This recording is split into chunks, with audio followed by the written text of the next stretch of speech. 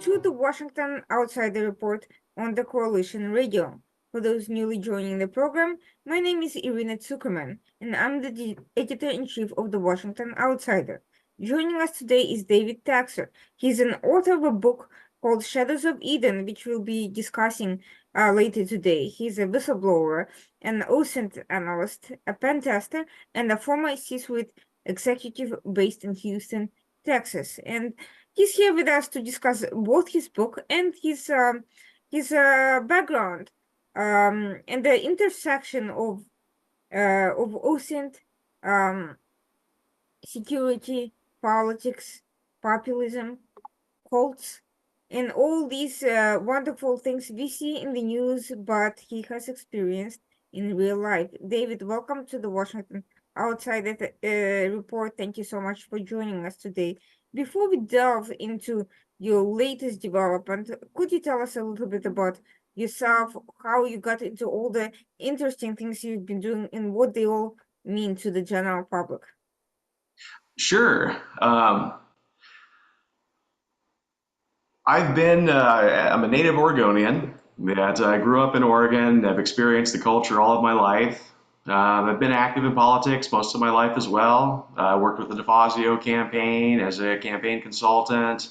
Before that, MoveOn.org, campaigning for Obama. Got a degree in political science at the University of Oregon. And then after that, I sort of fell into the insurance industry. It was right after the Affordable Care Act was passed, and I wound up getting into the health insurance industry as a broker. Within a year, I had started my own brokerage and built a web presence that our company was ran a little bit differently. We directly marketed. We didn't participate in the schemes that other brokerages are doing, where they buy leads and all that nonsense. We went out of our way to be different.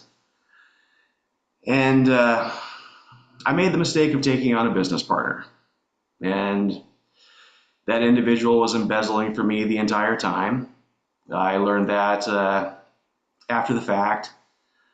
It came to my attention that he had been hoarding Social Security numbers, doing all kinds of things that are unethical and illegal in the industry.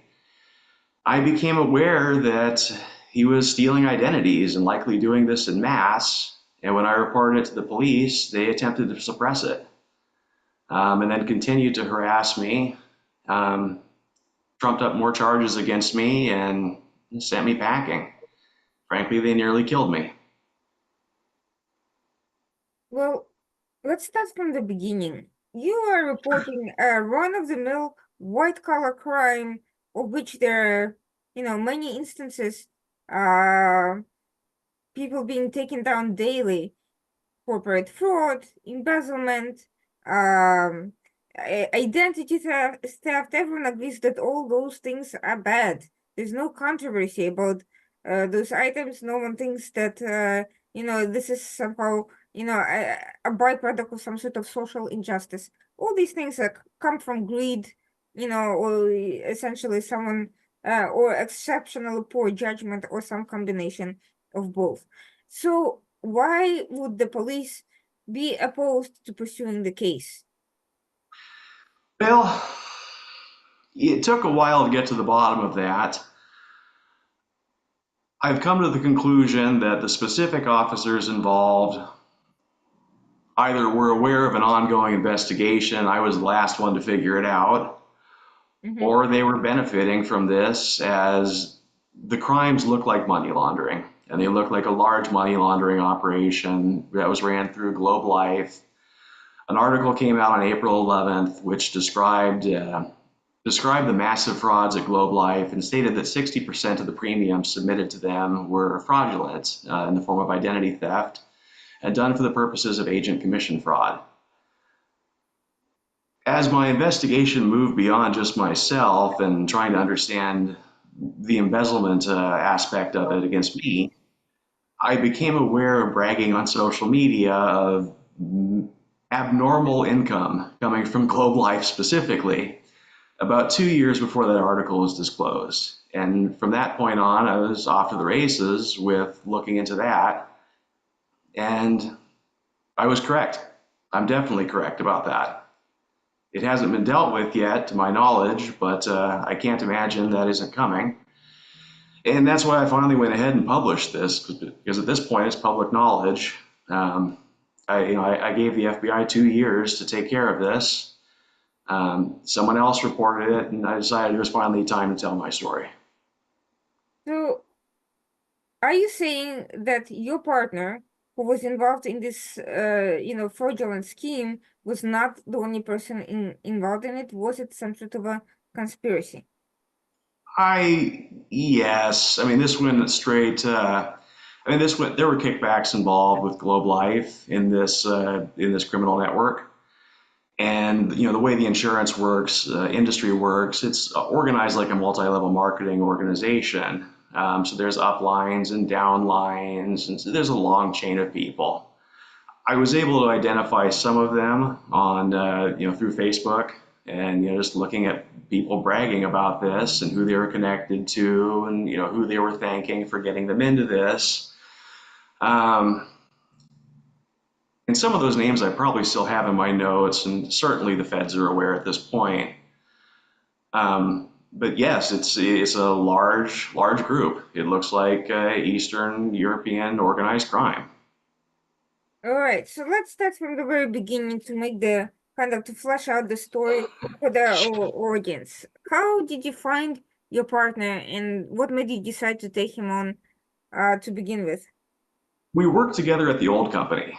The old company was called VelaPoint, and they were a local Beaverton, Oregon insurance brokerage that is a combination of right time, I guess, and right something.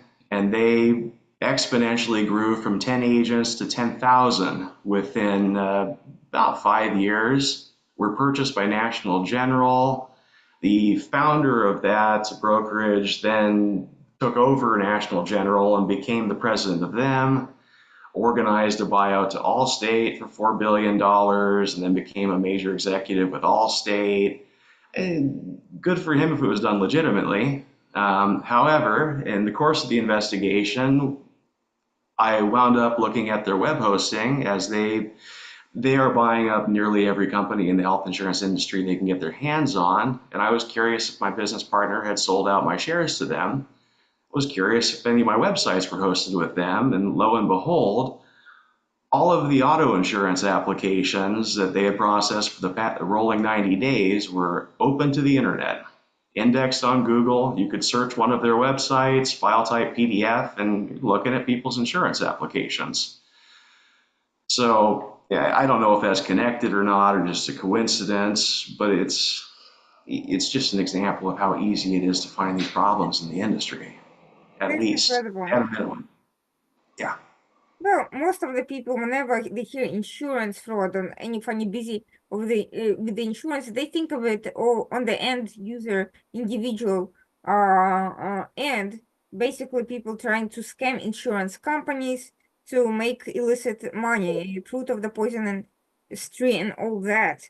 But what you're talking about now is a mass scale industrial subterfuge that goes basically unnoticed because everyone is too busy looking at the little guys.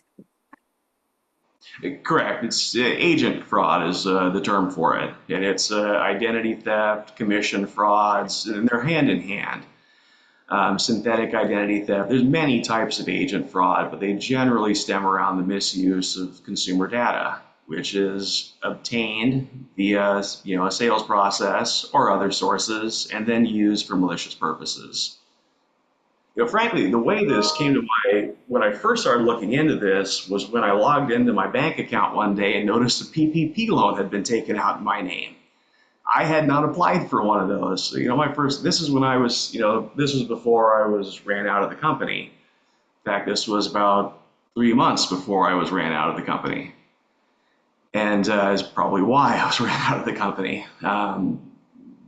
Christopher Wang was not, he was surprised that I became aware of the PPP loan. And that's what raised my suspicions to begin looking at a variety of other frauds. Um, Frankly, before I noticed the Globe Life bragging, the bragging about Globe Life on Facebook, what I had noticed was a photo that looked like a business meeting. And when I looked into the individuals in that business meeting, they all set up LLCs within a week of each other, and then they all took out PPP loans. And then a year later, they had all, because I had looked into this a little after the fact, and noticed this in historical posting. They had discontinued these LLCs about to the calendar year, and they were set up for the purposes of PPP loans, taking PPP loans. And I suspect they were using client social security numbers to pad the employment roster to justify taking the money. Well, PPP fraud is something that's only beginning to really hit the news. We've heard about some of the massive schemes, but I have a feeling that there's a lot more to come. It's the tip of the iceberg. Yes, that it is well known that there was a lot of fraud going on in that era. As I like to say, COVID brought all the fraudsters out of the woodwork. So Absolutely. did Donald Trump. Between people being stuck and not being able to really get out and about and investigate and, really follow through on various issues, and regulators being busy with other things, is a perfect storm, um ideal for criminal activity. But you bring up something very interesting.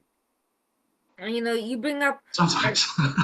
you bring up many interesting things, but one of the Thank you. things that I think is very important to underscore is when we think of these sort of privacy violations of data being sold out and passed along on the internet and so forth, making it ideal for hackers and all sorts of other, nefarious parties to take advantage of them. We think of big tech companies because their very business model is data based. It's all about selling data and making use of private data and commercializing data.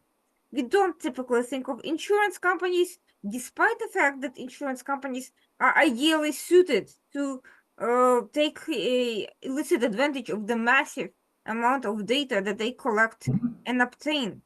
So the question is, how does this humongous potential for that sort of violation, how has it been ignored for such a long time in favor of tech companies?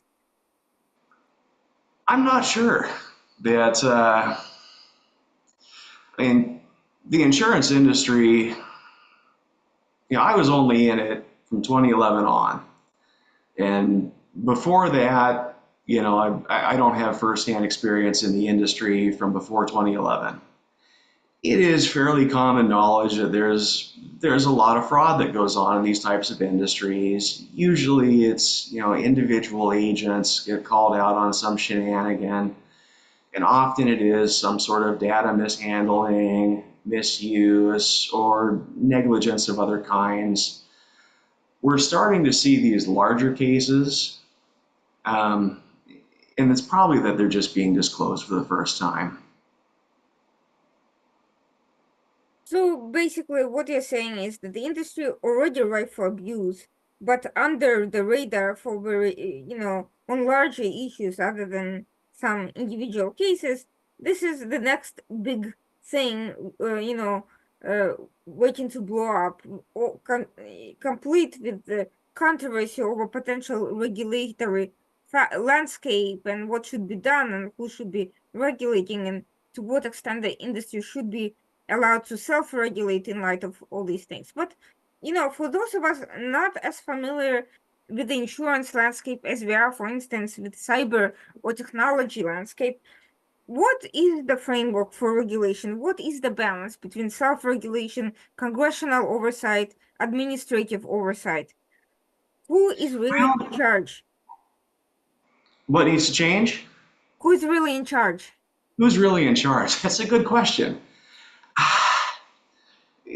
State insurance regulators manage the industries, and they're toothless tigers. There's not a lot they can do. The Oregon Insurance Commission, for example, they do not have investigative powers. They can take complaints, they can look at the complaint, they ask for a response from the broker, and that's it. Yeah, it was elaborated to me nearly verbatim that they have no investigative powers. The only people with investigative powers on this is the FBI, and Mm-hmm. that's a busy organization. They've got a lot to do. And, when these cases get big enough, it comes across their radar. They can't deal with all of this. And because it's such a cellular organization with, 1099, downlines, uplines, independent agents, it's chaos. You know, the, the a norm in the industry, as it was explained to me by one of the old guys that I worked with at the old company, is that the insurance industry relies on the states to do the background checks for insurance licensing, and it is not a norm for brokerages to do their own. And that hasn't changed. It should not be the case, as I've learned the hard way. But it is what it is, and it's a failure of the states to give their insurance regulators the powers to do anything. The federal government has taken steps with the Anti-Money Laundering Act of 2020 by applying the Bank Secrecy Act to the insurance industry. So steps have been taken. But even FinCEN, they don't have an investigative component. They take the complaint, send it on to the Fusion Center, and it goes from there. And again, it goes to the FBI to deal with that. And they need help. They either need more people and more budget to deal with this, or FinCEN needs a team of investigators, or the states need to start doing a better job. And I think that's a very reasonable expectation, is that the states need to start doing more to protect consumers in their state. So essentially, you have a situation where lax regulation, lack of investigative powers, and simple bureaucracy create this toxic mix, and the people suffer as a result. Pretty much. I mean, it's a toxic mix of mostly ineffective agencies, and the one agency that could do something, they've got other things to worry about. Sure. I wish they'd do more, but I get it. That and I'm sure they are, so I don't want to overly criticize. But more needs to be done. Part of So it also is the culture, though, that the exact same people that were coming out against the Affordable Care Act are the ones who are tasked with maintaining its integrity. And so hmm, there's a certain bit of, let's prove ourselves right and make this fail. And I think there's a bit of, and that's created a subculture of fraud. yeah, that certainly makes sense. And of course, you probably have multiple networks benefiting from fraud in various ways, as you've just described. Which takes me back to your story. So you discovered this PPP loan that you did not approve taking out in your name. You start looking into this thing, discover other things. At what point do you decide to go to the police? What was the final straw that made you decide that this is not something that can be dealt with internally? I went to the police on multiple occasions. Mhm. Somewhere after I found the PPP loan, well after I discovered that this was a year after I discovered the PPP loan, when it came to my attention that when I began seeing agents brag about making absurd amounts of money with Globe Life, as well as the multiple PPP loans taken out with the other LLCs, not the one taken out in my name. That was something I brought up directly to my business partner. I didn't involve law enforcement after that. I didn't realize it was malicious. It was when I saw the photograph of a business meeting and identified that all those individuals had taken PPP loans out and then shut down the LLCs. I contacted both the Department of Insurance, who had said, get more information. And then I contacted the Beaverton District Attorney's Office, who told me the same thing, get more information. And then when I did, they, you know, came after me. They told me that I was no longer an owner of my business, and they charged me with burglarizing the company that I was still an owner of and was the founder of. It was absolutely disturbing. And that's about when I had a nervous breakdown. I didn't know how to handle that. At that point, my income had been cut off for well over a year. I was treading water, trying to start my own thing again, but I couldn't focus on that. I was too deep in trying to figure out what had happened. So I was putting my time into that, and at the same time, every effort was stymied. That it was surreal. And I think the intention was to make it impossible for me to share this story by any means necessary. That's really unbelievable. I mean, it seems to me like all these people were in on it to some extent. It makes no sense why anyone would be charging you with anything for moving forward with your own company and providing clear evidence uh of malfeasance. I could barely believe it myself. That it was a maddening experience.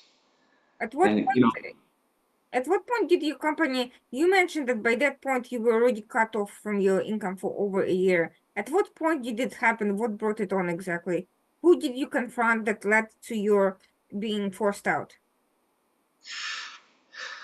after I discovered the PPP loan taken out in my name, Hmm. things were already. I was already in a process with my former business partner that he was trying to keep me out of the office by any means necessary. And at that What? point, what's that? Like what? What was he doing to keep you out? Well, what was he doing to keep me out? Yes. I'd come into the office. I'd come in for a couple of days, and within a few days, we'd have a conflict. He'd tell me he'd want to punch me in the face or beat my face in. I have a traumatic brain injury as well as high functioning autism, which I've made it to age 40 without having to acknowledge Hmm. and getting through just fine. But I don't handle stuff like that well. Hmm. So I'd stay out of the office for a couple of weeks after that. And every time it happened, first I'm out for a week or so, then it'd be 3 weeks before I'd want to come back, and then four till I'd try again, and so on until finally it was worn out like a pencil. Yeah, and the guy convinced me to sign something that allowed him to take the majority share, at which point he just cut me off, took advantage of me, and dropped me like a rock. So when you mean that he forced you to sign something, was it something you feel was you were unduly pressured into doing? Were you fully aware of the conditions and that was he threatening you in any or manipulating you in any way? Yes, he was threatening and manipulating me, and it was 5 years of gaslighting and manipulation. I mean, by the time it occurred, everything Oh, you cut out. an intricate gaslighting process Mm-hmm. that between sabotaging my work, taking over certain responsibilities, then blaming me for handing them over. It was quite advanced. It was dark psychology at its finest. Did you at any point get legal assistance to deal with this guy? I sort of.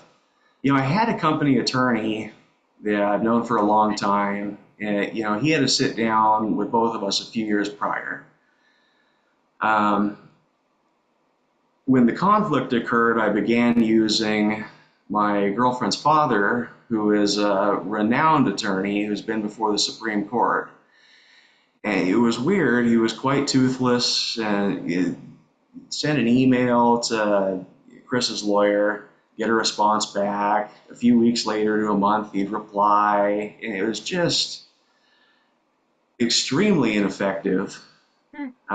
And finally, and this was a few months before I really started just investigating this myself and stumbled upon the multiple PPP loans, etc.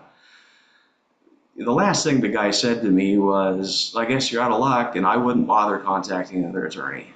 He gave me What? recommendations to not seek additional legal advice.